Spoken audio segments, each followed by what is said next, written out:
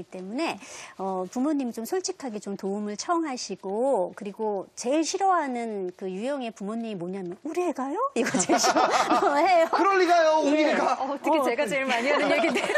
그래서 상세하게 어떤 물어보고 선생님한테 그럼 선생님은 전문가니까 이럴 때 어떻게 대하는 게 가장 효과적인 것 같아요. 이렇게 물어보시게 되면은 선생님도 보다 책임감을 갖고 더 열심히 대하게 되는 거죠. 네. 집에서는 그러면 어떻게 해야 될까요? 여기 지금 차트로 선생님이 준비해 주셨는데. 먼저 이제 부모님이? 권위가 있는 네. 양육 태도가 가장 중요하다 그랬어요. 권위가 있으려면은 지금 부족한 게 통제가 너무 부족하시기 때문에 어떤 하나의 틀을 만들어 두시는 걸 하셔야 되는데요. 네. 먼저 이제 가정 규칙을 좀 몇 가지 만들어 두세요.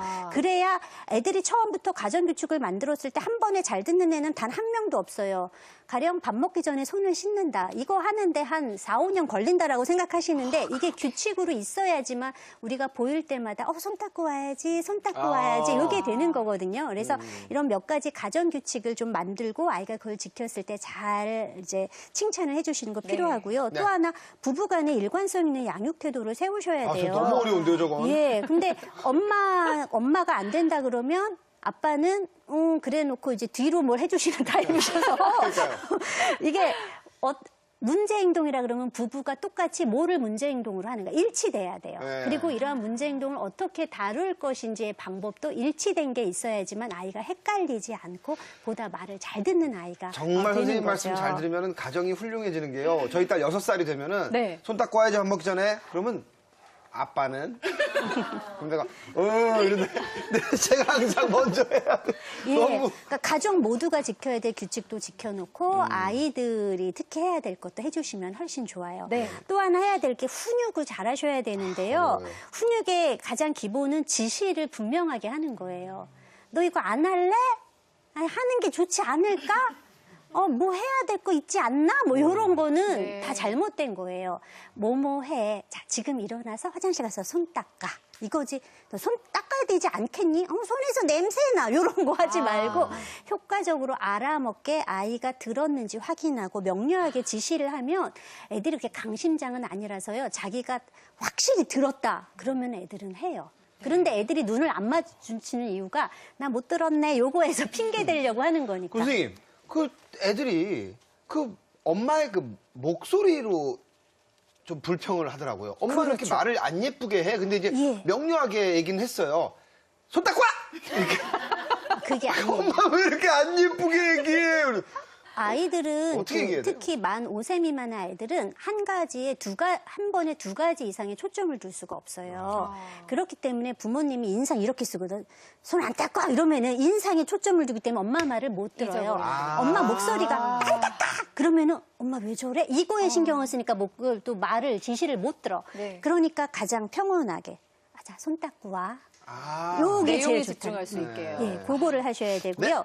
또 순종훈련. 이게 뭔가 왜 동물도 아닌데 왜 순종인가 하겠지만 순응시키는 거예요. 아이가 어린아이들은 부모의 어른의 말을 비교적 잘 따라줘야 나중에 공부도 잘하고 쉽게 배워요.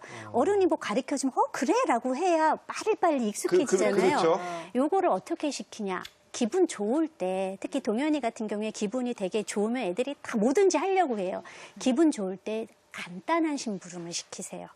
가령 애가 막 기분 좋은데 옆에 티슈가 있어. 그러면 동현아 엄마 티슈 좀 건네줄래? 그럼 애가 기분 좋게 줘.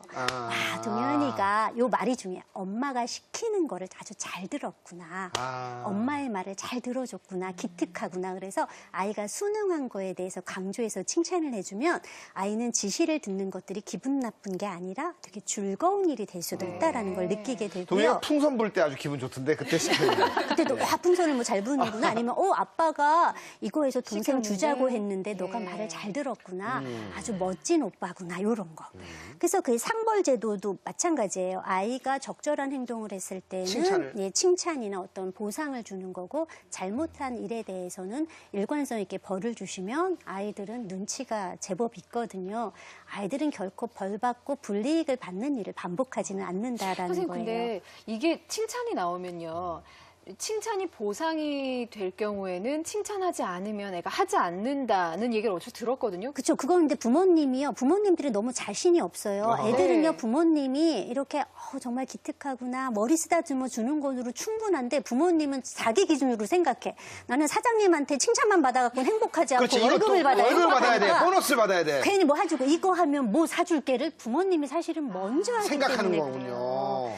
그러면 아이들이 뭔가 이렇게 물질적인 조건부가 돼서 나중에 계속 이런 식으로 협상을 하려고 그러는데 그것도 누가 결정해? 부모가 결정하는 거예요. 애가 예. 계속 그러면 너무 받고 싶구나. 하지만 그건 엄마가 결정한단다 하고 그냥 가시면 되는 거예요. 애들이 왜? 그냥 못 들은 척 하시면 돼요. 네.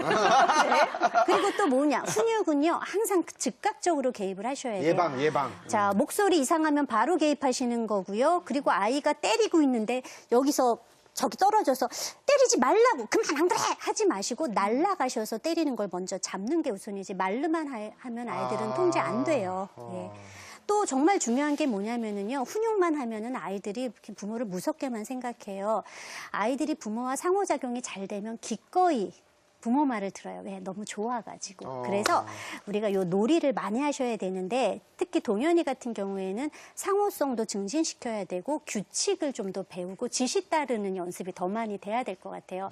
아까도 그 형아 놀러 왔을 때 아이가 과격한 걸 하는 거 보면은 얘는 놀이예요. 그게 쿠션 가지고 확 가서 밀어요. 그리고 때리지 마 이게 바로 되는 거예요. 그래서 아이가 억울한 거예요. 나는 놀라고 한 건데 왜 저렇게 생각하나.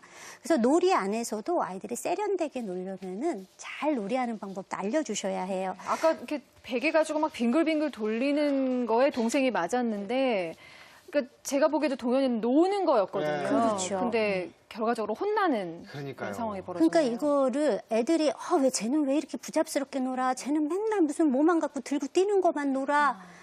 왜 이렇게 놀까? 왜 지리멸렬하고 난잡한 놀이를 할까? 부모가 노는 방법을 안 가르쳐줘서 가르쳐줘서. 그래요. 부모가 그거 잘 가르쳐주면 아이는 아주 세련되게 칼싸움을 하고 중세의 기사가 나올 수도 있고 영웅놀이를 할 수 있는데 안 그러면 들고 뛰고 먼지 나는 놀이만 네. 하게 되는 거예요. 근데 놀이를 하려면 뭘 해야 되냐? 아이들과 놀 시간을 먼저 계획을 하셔야 되세요. 그렇죠. 이상하게 직장도 나가고 뭐 이러니까. 네, 애들과 놀 시간은 죽어도 안 나요.